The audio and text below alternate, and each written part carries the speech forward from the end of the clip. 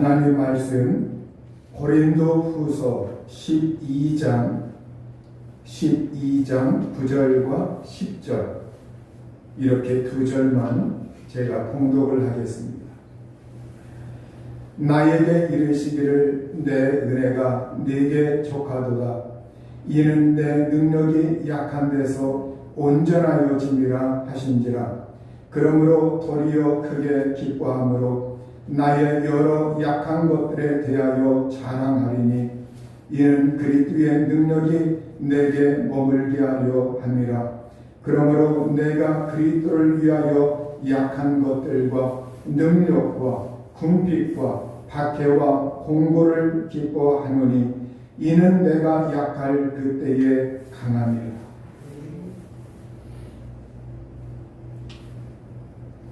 기도하시겠습니다. 자비하신 아버지 하나님, 저희가 하나님께 나와 마음을 열고 살아계신 하나님을 배우며 이 시간 주님의 말씀에 귀를 기울이오니 주의 영께서 임재하시고 성령으로 감화 감동하여 주옵소서. 말씀에 능력 주시기를 원하오며 예수님의 이름으로 기도하옵나이다. 아멘. 사람에게는 누구에게나 약점이 있습니다. 모자라거나 부족한 점, 남보다 뒤떨어지는 점, 결점, 이러한 것들이 사람에게는 다 있습니다. 그런데 이 결점들이 있을 때 남에게 드러내고 싶어 하지 않습니다. 약점들이 있을 때 그 약점을 말하고 싶지 않고 그것을 숨기고 싶어 합니다. 약점 때문에 내가 인생 살아갈 때 어려움이 있는 거 아닌가? 약점 때문에 성공하지 못하는 거 아닌가? 이렇게 그 약점 때문이라고 대부분의 사람들이 생각을 하면서 살고 있습니다. 그러나 우리는 이 약점을 어떻게 보느냐? 약점을 어떤 눈으로 바라보느냐? 이것이 굉장히 중요합니다. 사도 바울에게도 약점이 있었습니다.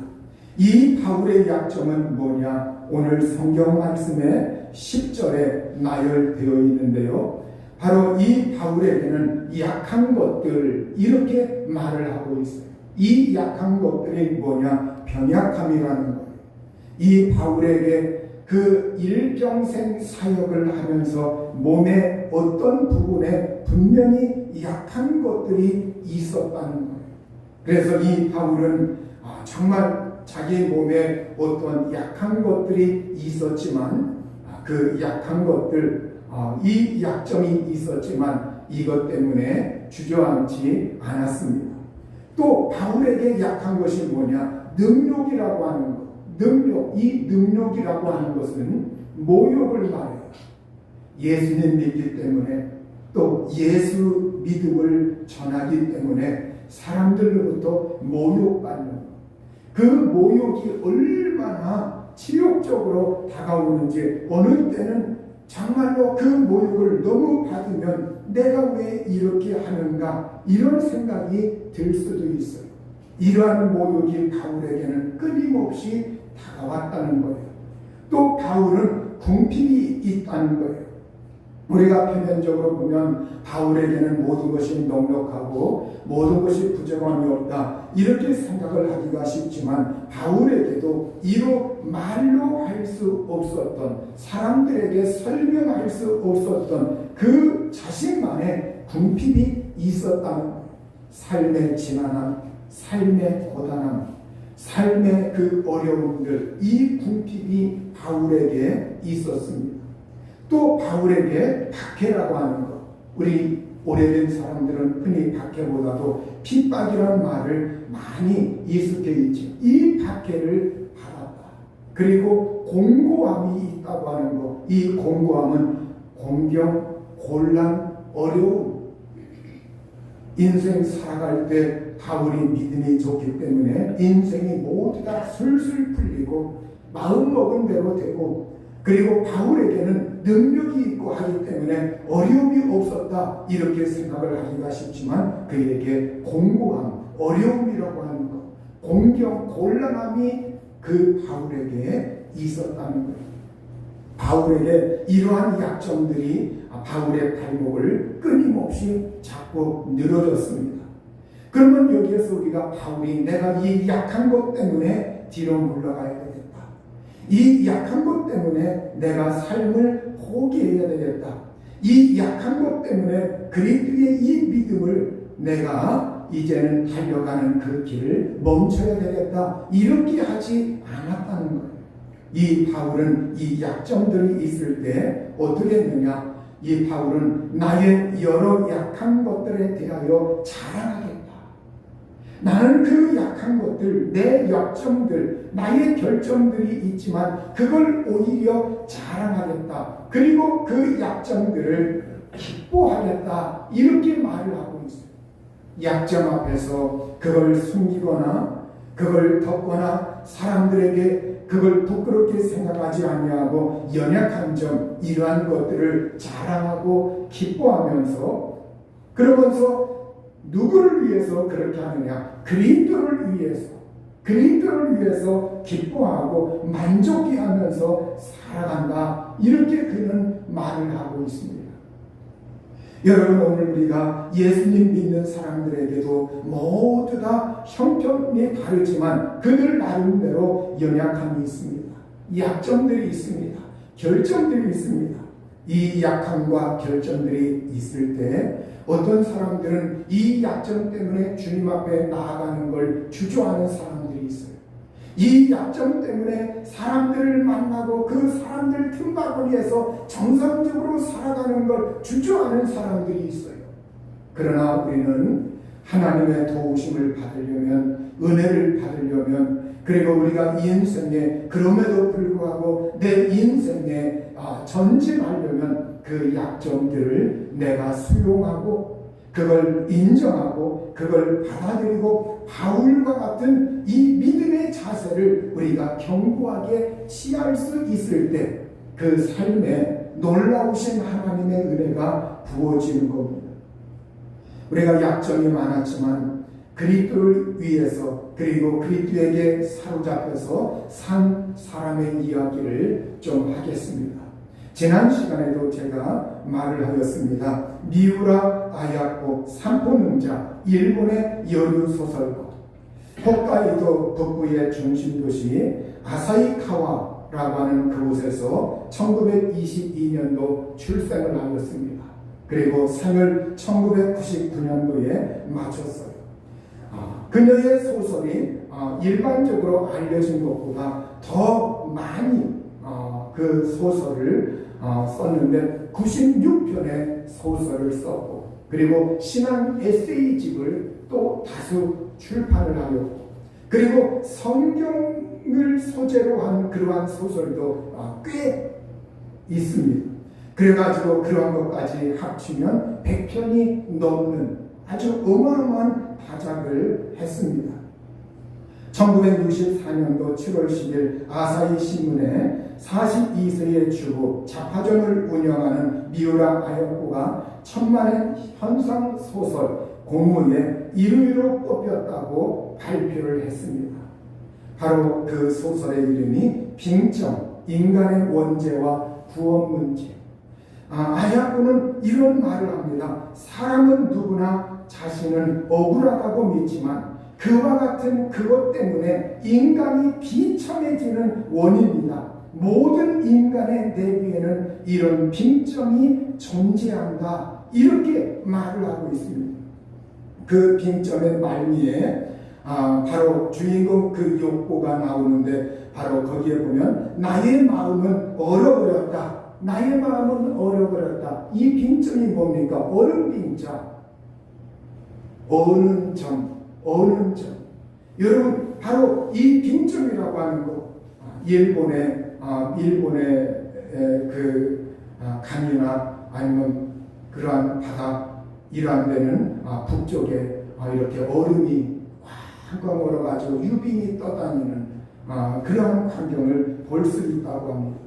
그런데 거기에서 그걸 차감하면서 그러면서 정말 내 마음이 얼어버렸다. 내 마음이 얼어버렸다. 사람에게 누구나 이 빈점이라고 하는 거 어느 점이 있는데 그것이 왜 생기느냐. 자기 인생을 볼 때 억울하다고 생각합니다. 억울한 것 때문에 복수하고 억울한 것 때문에 죄를 짓고 억울한 것 때문에 미워하고 억울한 것 때문에 배신하고 억울한 것 때문에 인생을 그르치게 살아간다는 거예요. 그래서 여러분 정말로 이 사람들이 그 억울한 것, 그런데 이 빈점의 주제가 뭐냐, 그 억울함에서 출발해가지고 가정에서 정말 서로 배신하고 속고 속이고 그러면서 원수가 되려고 복수하려고 하고 막 그러는데 결국 나중에 뭐냐, 결국 사람에겐 태어나면서부터 바로 원죄를 말해요. 태어나면서부터 죄를 짓는데 남을 미워하고 시기하고 원수 같고 복수하고 이러한 모든 것이 있는데, 그래서 그 빈점, 이것이 사람의 마음이 딱딱해지고 굳어지고 어는 것이 있는데, 그런데 그걸 그냥 두면은 살 수 없다. 아무도 살 수 없다. 그걸 뭐냐? 용서하는 용서의 능력, 용서로 말미암아 사랑해야 된다. 그래야만 사람은 살 수 있다. 바로 이것이 거기에서 강조하는 것이 기독교적으로 대입해서 예수 그리스도의 사랑이라고 하는 것, 그걸 우리에게 시사해 주고 있어요. 여러분, 바로 오늘 우리가 정말로 우리가 이 세상 살아갈 때 사람이 비참해지는 원인, 그것이 억울함. 내가 억울하다. 저 사람 때문에 억울하다. 환경 때문에 억울하다. 이 억울함이 자리 잡고 있으면 그때부터 미움이 시작된다는 거예요. 그때부터 원수 갚는 것이 시작된다는 거예요. 그때부터 다른 곁길로 걸어간다는 거예요. 이거를 다스리지 아니하면 안 된다고 하는 것, 그걸 인간의 원죄와 결부시켜가지고 인간의 구원 문제를 다루고 있는 것, 이것이 바로 빈점이라고 하는 소설의 주제입니다. 그런데 이 소설로 말미암아 일본의 문단에서 최우수상을 받았어요. 최우수상을 받았어요. 근데 이 최우수상 받은 게 이것이 세월이 가면서 우리나라에 잘못 알려져 가지고 우리나라의 대부분의 이러한 매체라든가 이러한 곳에서 이 사람이 노벨 문학상을 받았다.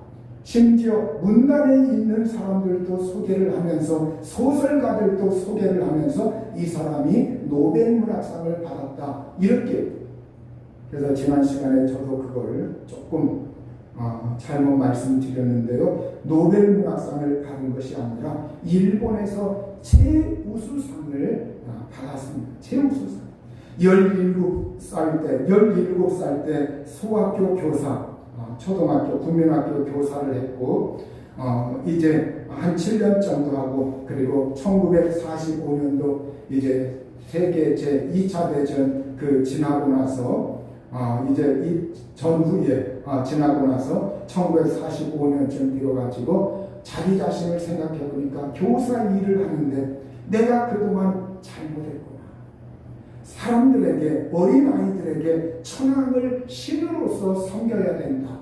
천황을 신으로서 받들어야 된다. 그러면서 이 천황에 대해서 신으로 생각하면서 그에게는 결정이 없다고 하는 일본의 이 군국주의 교육, 일본에서 그렇게 하도록 시킨 거죠. 거기에 대해서 일본은 잘못이 없다. 전쟁에 대해서도 잘못이 없다. 자기들은 잘못한 것이 없다. 이러한 걸 주입시키는데 거기에서 양심의 갈등을 겪어가지고 이제 교사 일을 그만둡니다. 교사 일을 그만두고 바로 이제 그에게 다가온 것이 뭐냐, 바로 폐결핵이라고 하는 병. 폐결핵. 그리고 이제는 좀 시간이 지나서 척추 만성염증, 이것이 그를 괴롭힙니다. 그래서 이제 병상에서 요양하면서 병상에서 이렇게 지나게 되는데, 폐결핵을 앓고 있을 때 마약과와 타다시라고 자기의 소꿉친구가 방문을 해요. 이 소꿉친구가 와가지고 그런데 이 소꿉친구도 어떤 사람이냐, 폐결핵을 앓고 있어요. 폐결핵을 앓고 있고, 그런데 이 소꿉친구가 또 신앙이 아주 돈독한 사람. 그래서 이제 아야코에게 전도를 합니다. 예수님 믿으라. 그리고 하나님 믿고 병석에서 어서 일어나라고 전도를 해요. 그래서 그때부터 이 전도를 받고 인간의 죄를 짊어지신 예수님에 대하여, 예수 그리스도가 십자가에서 죄를 짊어졌다고 하는 것, 이걸 진지하게 생각을 하고 그것을 이제 점차 시간이 지나면서 받아들이기 시작해서 30살 때 병상에서 세례를 받습니다. 30살 때 병상에서 세례를 받아요. 그리고 이 소꿉친구가 이제는 애인으로 발전을 해가지고 두 사람이 결혼하기로 이제 약혼까지 하게 됩니다. 그래서 약혼을 하고, 그런데 어느 날 갑자기 이 약혼남이 이제 그 병으로 말미암아 이 병으로 죽게 돼요. 그 죽고 나서 너무나 그 사실 앞에 처절하고, 자기 자신을 위해서 건강해야 된다 늘 그렇게 말해주면서 주님의 이름으로 권고해주고 정말로 격려해주고, 그런 사람이 이제 결혼 날짜를 앞두고서 죽었으니 얼마나 답답하고 얼마나 시비에 차겠습니까? 그때부터 1년 동안 그 화장한 유골은 자기 방에다가 그리고 그 사진도 자기 방에다가 머리맡에다가 그걸 놔두고 지내게 됩니다. 그런데 지내게 되는데 1년 동안 그 충격이 너무나 컸기 때문에 아무 사람도 안 만나요. 그리고 그 당시에 생을 포기하고 싶은 그러한 충동까지도 느끼게 됩니다. 그런데 그 사람에게 남편이 되는 사람이 등장을 하게 됩니다. 이름은 미우라 미스요. 이 사람이 이제 1955년 6월 18일 아야코가 병실에서 요양 중일 때, 그때 이 사람이 처음 만나게 됩니다. 이 사람은 미우라 미스요, 이 남자는 당시 공무원으로서 아사히카와 영민 출장소에서 근무하는데 결핵 환자들을 위해서 그 잡지사에서 잡지 발행인이 그에게 연락을 해왔습니다.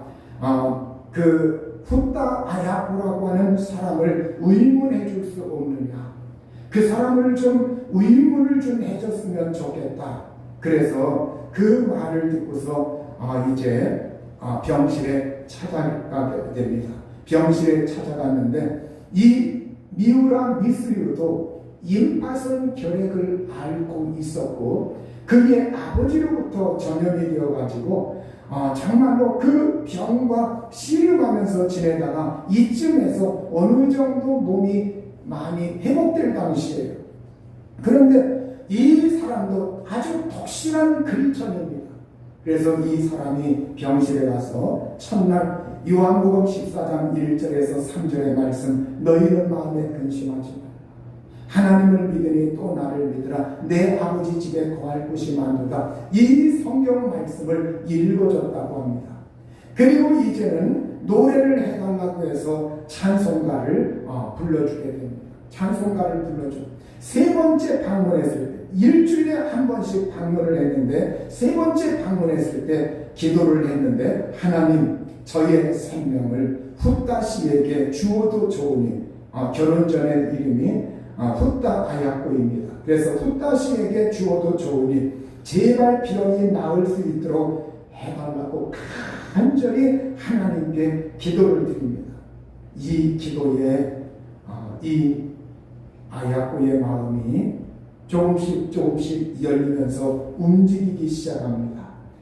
그리고 둘은 그때부터 이제 교제하기 시작하면서 그 이듬해에 두 사람의 그 교제에 대한 내용의 긴 편지를 이 남자가 이렇게 보내게 됩니다. 그러면서 두 사람은 가까워지게 되었고 1957년 어느 여름날 그녀의 몸이 이제는 많이 회복이 되었어요. 완전히는 회복이 아니지만 많이 그래도 이렇게 어느 정도 기동할 만큼 회복이 됩니다. 그리고 이제는 결혼 이야기가 나오고 혼사 이야기가 나오면서 두 사람이 이제 결혼을 하게 되는데 집안에서는 굉장히 우려를 많이 했습니다.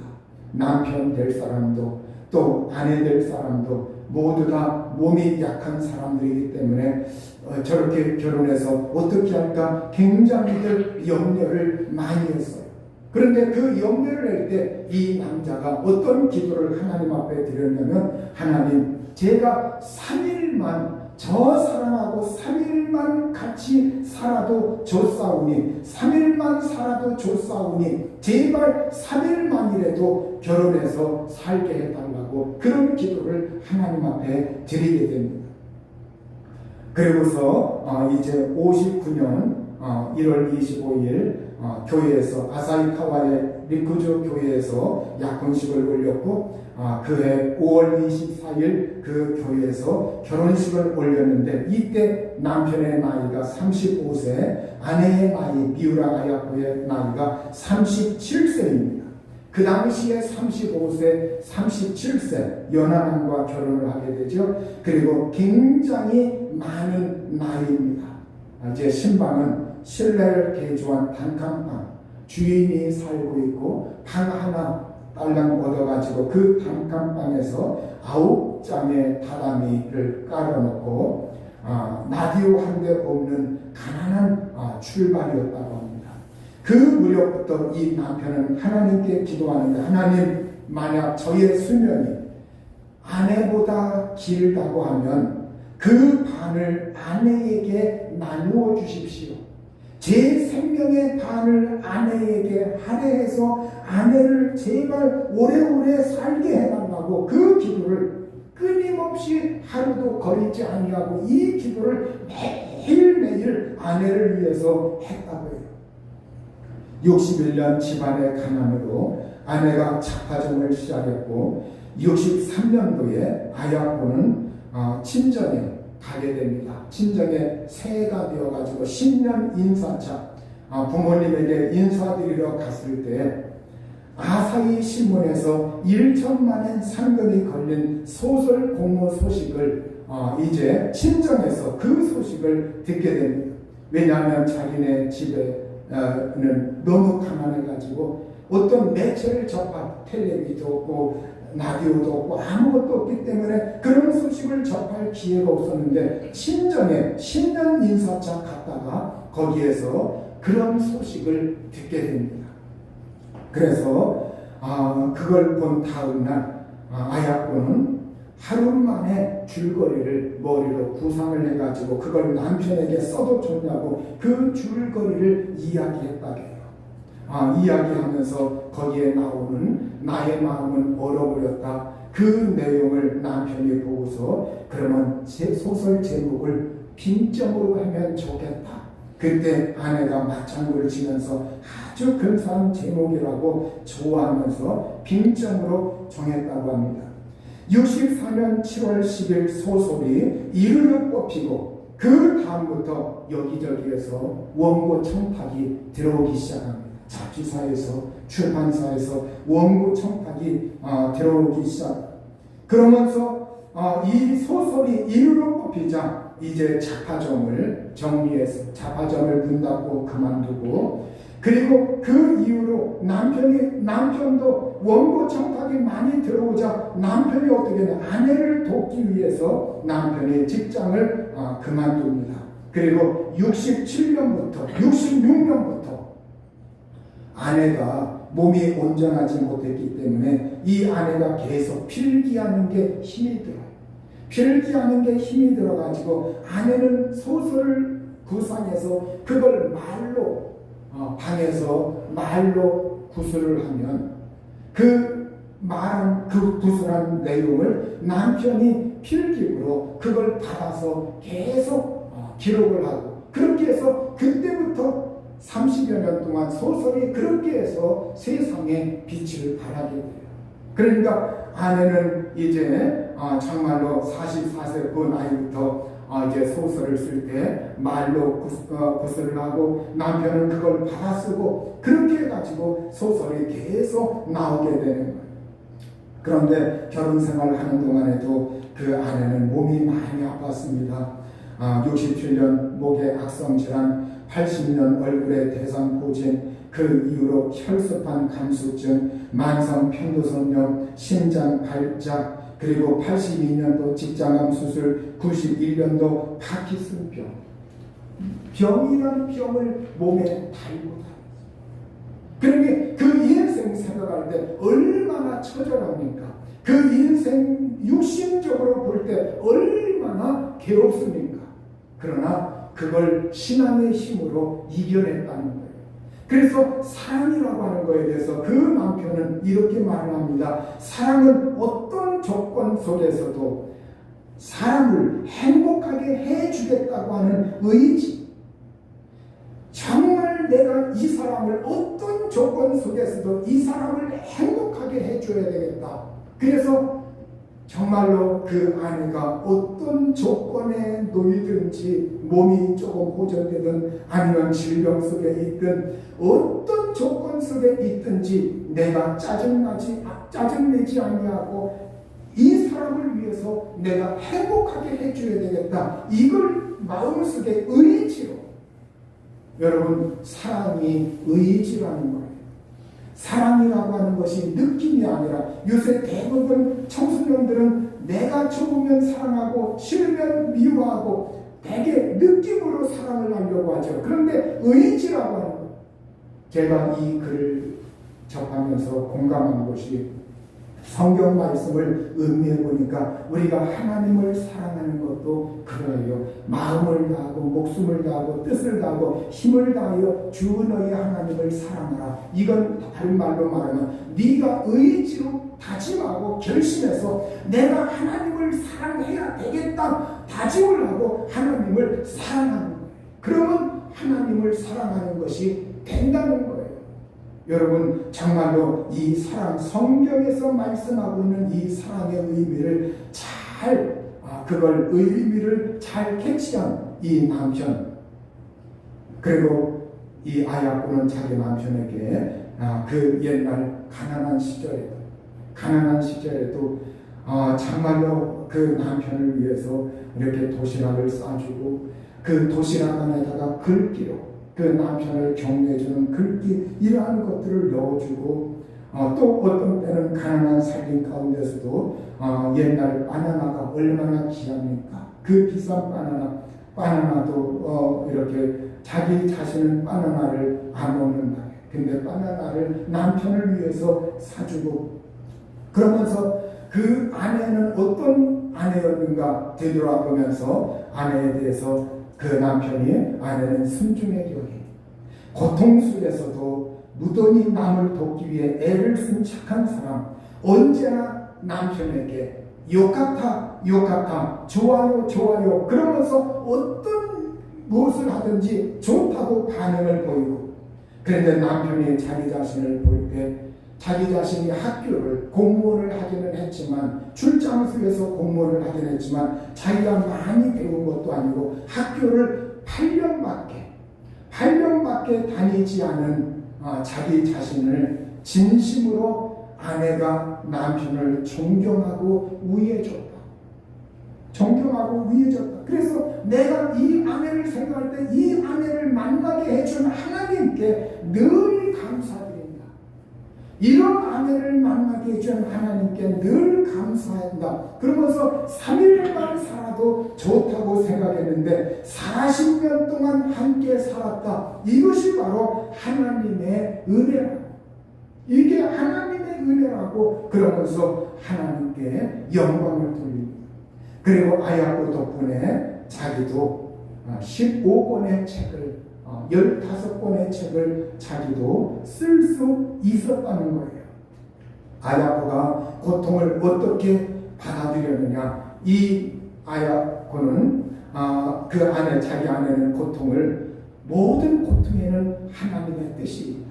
모든 고통에는 하나님의 뜻이 있다. 이렇게 믿었다는 거예요. 그래서 고통을 통해서 주님의 빛, 구원의 빛, 주님의 그 영광 이거를 더 잘 드러낼 수 있다.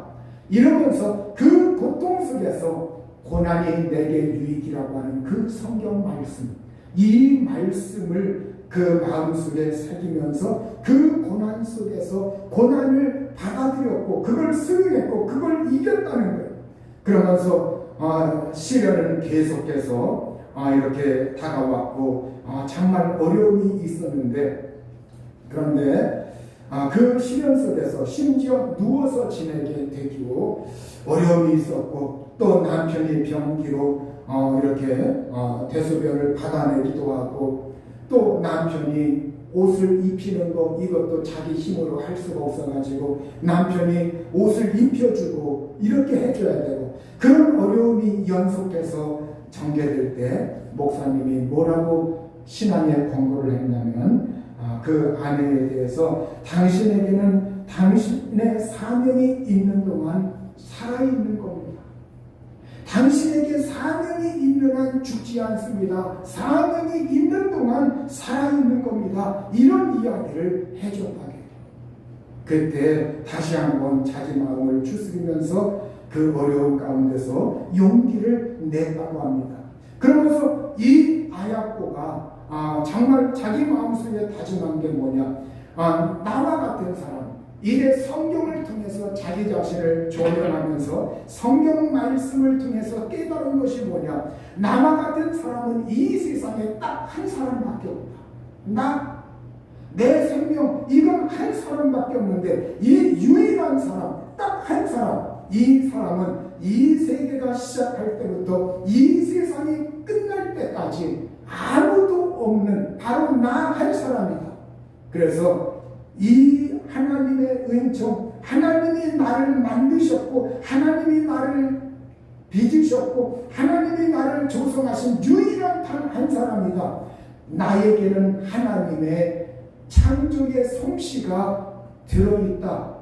이 하나님의 말씀의 의미를 깨달았을 때 그 어려운 가운데서도 나 자신은 하나님이 만든 작품이요, 나는 하나밖에 없는 사람이요. 그래서 자기에게 다가온 질병, 고난, 어려움 이러한 것들을 긍정적으로 바라봤고 마음속에 하나님 앞에 감동해서 그런 마음속에 이제 하나님이 나를 오히려 편애하시는 것이 아닌가, 다른 사람들에게는 이러한 것이 없는데 나에게 이러한 고통이 있지만 그럼에도 불구하고 이건 하나님이 나를 사랑하는 거 아닌가, 그러면서 그런 지점까지 의식을 하게 되니까 마음속에 강물 같은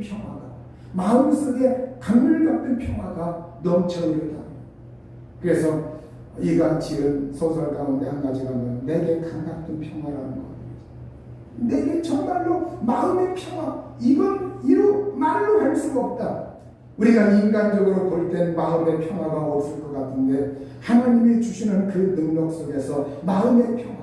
그러면서 그녀는 비싼 보석을 사려면 많은 돈을 지불해야 하는 것처럼 이 마음의 평화를 얻기 위해서는 그 나름의 큰 대가를 지불해야 되는데, 아픔, 시련, 약함, 질병 이러한 것을 통해서 하나님은 저에게 그러한 은총을 주셨다고 하면서 이 마음의 평안 그리고 질병을 오히려 장점으로 이제 승화시키면서 삶에 있어서 힘을 내게 되었다는, 그 빙점의 무대인 아사히카와 미요민에는 미우라 아야코의 기념 문학관이 있습니다. 이건 그녀가 죽기 1년 전 1998년도에 세워졌는데, 이 문학관 건립을 위해서 독자 15,000여 명이 이렇게 기부해가지고 2억엔, 일본 돈으로 2억엔을 마련을 해서 그 기념관을 지었다고 합니다. 그리고 또 하나의 기념관이 있어요. 또 하나 기념관이 있는데 그것은 바로 자파점을 하던 그 잡화점을 하던, 거기에는 자그마하게 잡화점을 하던 그곳에다가 기념관을 또 하나 이렇게 세워져 있는데, 거기에는 하나의 미랄이 땅에 떨어져 죽지 않으면 하늘 그대로 있고 떨어져 죽으면 많은 열매를 맺는다. 이것이 그 평소에 그 아야코의 하나님 말씀, 정말 내가 이런 자세로 살아야 되겠다. 늘 그런 건데 그것이 이 땅에, 그것이 그곳에 이렇게 있다고 합니다. 정말로 이제 파킨슨 병이 69세에 발병 후에 5년 후에 이제 파킨슨 병이 발병하고서 이제 5년 동안 구술을 하면서 남편은 또 받아쓰고 그래가지고 집회 활동을 합니다. 그러자 5년 이후에는 목소리가 안 나오기 시작해요. 목소리가 안 나와서 더 이상 이제 이렇게 구술도 할 수가 없고, 그래가지고 이제 몇 년 동안 이렇게 고통하면서 그러면서 자기에게 주어진 마지막 인생에 그걸 받아들이는데, 그녀는 이런 얘기를 했다고요. 죽는 것은 내게 주어진 최후의 사명이다. 내게 주어진 최후의 사명이다.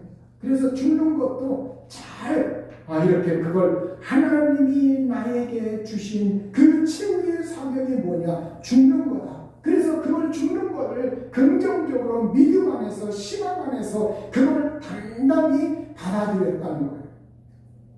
여러분, 이 부부는 소설을 쓸 때 이걸 통해서 하나님과 하나님의 사랑을 사람들에게 전하는 활동의 하나다. 그리고 이 소설을 통해서 그리스도를 전하게 된다. 이러한 사명감을 가지고 이 소설을 썼다고 합니다. 여러분, 그녀가 자기의 처음에 야콘남이 죽었을 때, 아무도 만나지 않았을 때, 자기가 너무나 어떻게 보면 비참하고 자기 인생 볼 때 정말로 이제 모든 희망이 사라졌을 때, 그때 죽고 싶은 생각이 들 때, 1년 동안 사람 만나지 않을 때, 나에게 이렇게 질병이 있는데 사람 만나지 않을 때 내가 아무도 만나지 않아야지, 이렇게 생각을 하고 있다가 그때 생각을 고쳐먹은 게, 이렇게 아무도 만나지 않으면 내 인생에 아무 일도 안 일어난다. 그냥 이 상태에서 주저앉아가지고 이렇게 살아가다가 내 인생 끝내게 된다. 이 생각이 번뜩 들 때 거기에서 자기의 생각을 바꾸기 시작했다고요.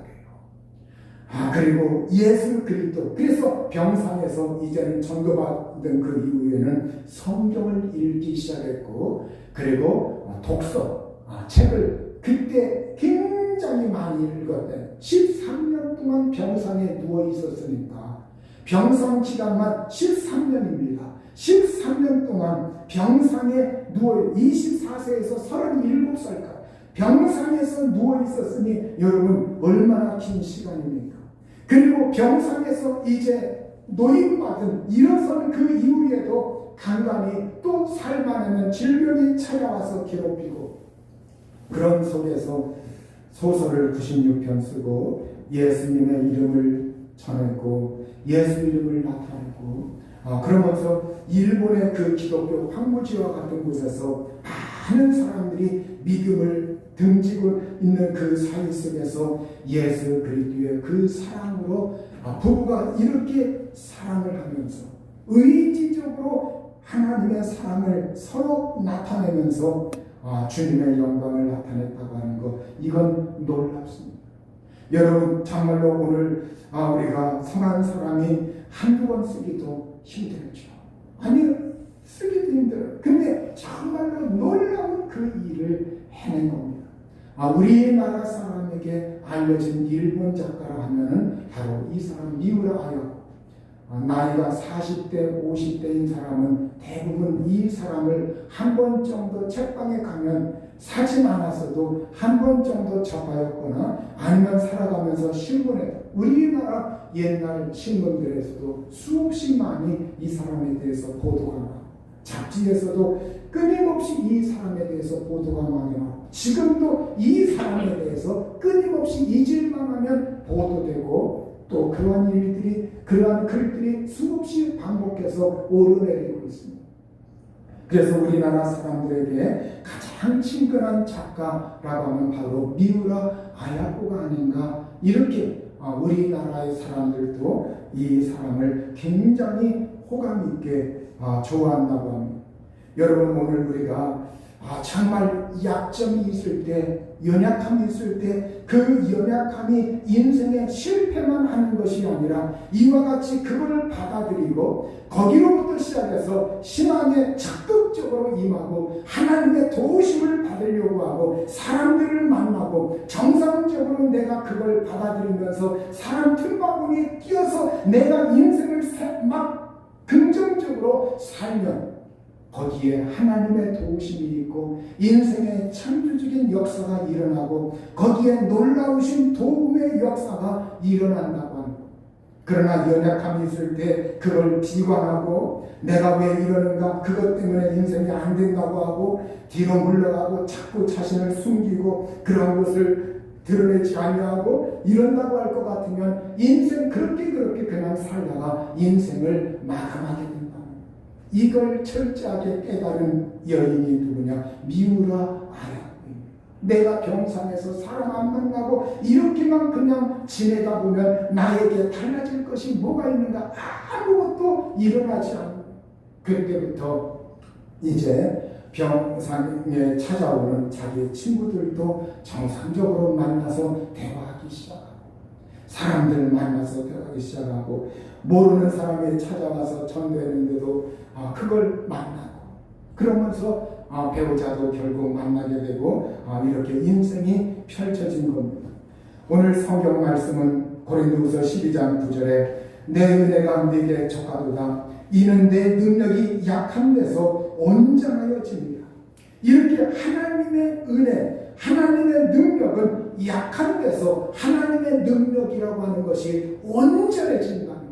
그 약함을 바울처럼, 사도 바울처럼 정말 그 약함이 있지만 그걸 기뻐할 줄 알고 그걸 자랑할 줄 알고 그리스도를 위해서 나의 이 약함을 선용해야 되겠다, 이런 자세로 이런 눈으로 바라보면서 나가면 거기에 오히려 이 약한 것들, 이것 때문에 그리스도의 능력이 내 위에 나를 덮고 나에게 머물러 있고 그리고 그 약한 것들, 이것 때문에 그리스도의 능력이 나를 감싸주고 내가 강하게 된다는 거예요. 여러분, 오늘 우리가 정말로 약한 것, 그 약한 것이 여러분의 질병이든 아니면 생활고이든 아니면 성격의 어떤 부분에 정서적인 어떤 결점이든 그 무엇이든지 간에 그 약한 부분이 있을 때, 그리고 인생의 억울함이 치밀어 버릴 때 그걸 잘 믿음 안에서 소화해서 하나님, 저에게 연약함이 있습니다. 그러나 이 연약함이 있지만 제가 최선을 다해서 주님을 의지하오니 저를 도우시고 은혜 내려 주옵소서.